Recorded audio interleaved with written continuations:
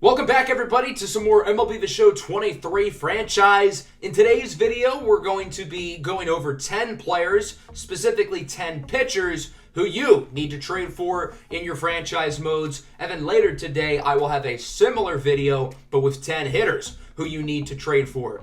These are not necessarily elite players. I think only one of them is above 85 overall. None of these guys have A potential. So they're all very under the radar players, but they all perform well in MLB the Show simulation, and I have science to back it up. I did 2 5-year simulations and used those as evidence to find players who progress very well and generally put up good stats despite being lower overall guys. Before we get into the rest of the video, here's a word from today's video sponsor, SeatGeek.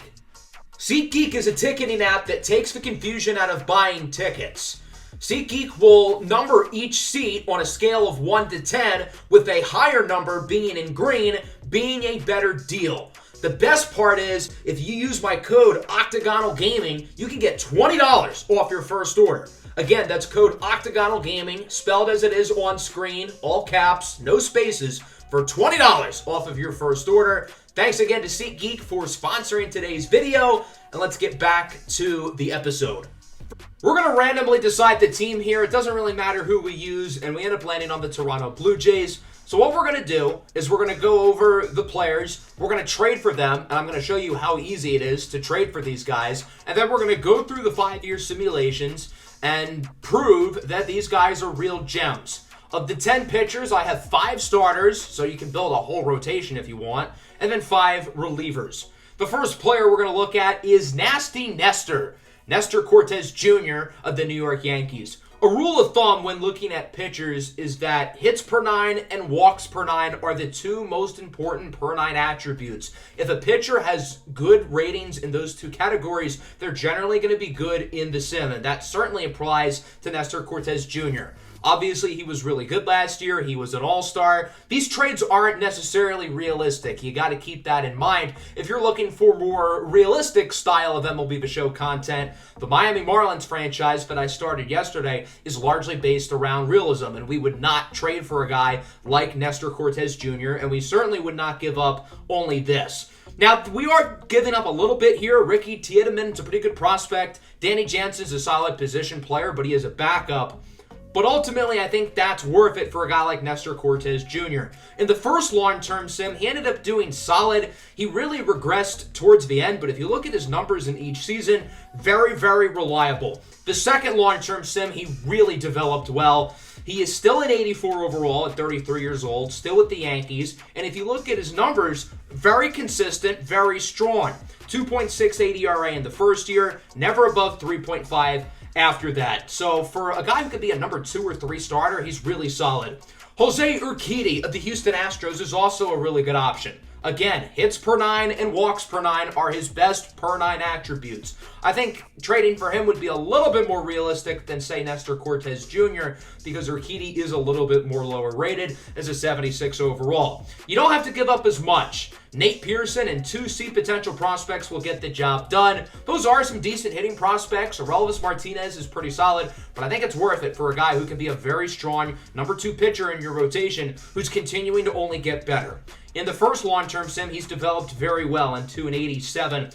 He always had his ERA below 3.5. He even had one season with an ERA at 2.35. In the second 5-year sim I did, he again developed very well in 2.87 overall. He had an ERA below 3 separate times, consistently throwing over 200 innings, and his whip, very consistent, always between 1.1 and 1.14. The next player we're going to look at is Roansy Contreras with the Pittsburgh Pirates. This one certainly is not realistic because he's only 23 years old and he is the Pirates' highest rated pitcher, but he can be a great get for you because he's got 6 more years of team control. I only had to give up 3 mediocre C potential players in order to get the job done, and in the 5-year simulations I did, Contreras developed very well. In this first simulation, for his standards, he was actually kind of disappointing. He did have a really good first season and was solid after that, but the second long-term sim, I think, has a more realistic outcome of what to expect with his development. Fittingly, once he leaves Pittsburgh. His ERA never was above 3.65, and again was really good in the first year. And to have him for 6 years under team control, that's a big deal. Tony Gonsolin is the highest rated player we're going over today as an 87 overall. I know that's really high, but he's pretty easy to trade for considering his rating, and he often plays above that 87 overall rating. Now, we did have to give up a little bit for him. Chris Bassett's a good pitcher, but he's worse and he's old, so I don't think it's that big of a deal. Gonsolin stayed good in the 5-year simulations I did. He usually stays in the mid to high 80s, as he's currently in 88 here in the first 5-year sim I did. And if you look at the per season numbers, really, really solid. In the other 5-year simulation I did, again, Gonsolin became very solid. I will point out he did regress a little bit quicker this time around, but even so, he's a really, really solid pitcher who can be a number 1 or number 2 in your rotation.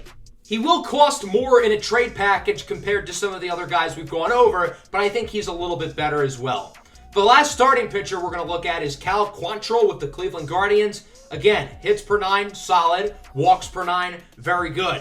Quantrill has 5 pitches and has 3 more years of team control. With him being 28 and only a 78, he's not going to cost that much. Adam Simber, Santiago Espinal, and a 19-year-old starting pitching prospect will get the job done. I think it was a little harder to trade for him as opposed to Urquidy or Contreras, but Quantrill usually develops very, very well. In this simulation I did, he became an 87, and look at the numbers every year, particularly that last season with a sub-2.8 ERA. In the other simulation I did, again, he's an 87 overall. He usually develops into the mid to high 80s, which is really, really solid for a guy like him. He wasn't as good in terms of his production here in sim number 2, but the last season he was really good. 2.62 ERA and his whip barely above 1. So those are the 5 starting pitchers we're going to look at. The 5 of them in one rotation would be really nasty. They all have at least 3 more years of team control and are all really good. Looking at some relievers now, Jaime Barria from the Los Angeles Angels is a great option. Very good hits per 9, very good walks per 9, and he has a pretty good stamina rating because he used to be a starting pitcher. So if you're looking for a long reliever, I think Barria, who also has 3 years of team control, would be perfect for you. His rating is very low. He's only a 70 overall, so you don't have to give up anything for him, really, other than some crappy prospect who's probably never going to make the majors. Despite that, Barria consistently pitches at an all-star level. In the first simulation I did, the numbers speak for themselves. He had a sub 2.5 ERA 3 times. His whip was never above 1, which is just ridiculous. And then in the second simulation I did, he was just as good. His hits per 9 has made it all the way up to an 88, which is absurdly good. And I think the ERA and whip numbers are a little bit higher compared to the first one, but still, these are elite numbers for a guy who you do not have to give up anything for. Going back to the Cleveland Guardians, Eli Morgan is another total gem. Very good hits per 9, very good walks per 9. I hope you're noticing the theme here. Morgan is also only a 70 overall, and he only has C potential. So like Jaime Barria, you're not going to have to really give up anything in order to trade for him. I gave up 1 C potential pitching prospect, and that's all I needed to get the job done. Despite that, Morgan develops into a really good player. In the first 5-year simulation I did, Eli Morgan's production was ridiculous. He had a sub-2 ERA 4 times. His whip was never above 1. The first season, his whip was .72, which for 90 innings is absurd. I don't think I've ever seen a whip that low for a guy with that high of a sample size. In the second 5-year simulation I did, his rating developed a little bit more. His production was a little bit worse, but still really good. At the All-Star break of this last season, his ERA was at 0. That's how good he can be. Yency Almonte of the Dodgers is next. He's a little bit better than the first 2 guys we've looked at as a 75 overall, but he is still a total gem. And he's also a switch hitter, which is irrelevant, but worth noting. Last year, his ERA was barely above 1, and he has very similar seasons within MLB the Show simulation. You have to give up a little bit more for him as opposed to the first 2 relievers, but still really not much. Just like the first 2 relievers we went over, Almonte's statistical seasons have been really, really impressive. In the first 5-year simulation I did, his hits per 9 went all the way up to a 92, and his walks per 9 was obviously still very strong. The ERA was a little bit inconsistent, but still finished below 3 separate times. And then in the second long-term simulation I did, again, Almonte develops very, very well. His numbers the second time around, I think, were a little bit better, but still very consistent, very good. He can be a great reliever for your team who happens to be able to hit from both sides of a plate.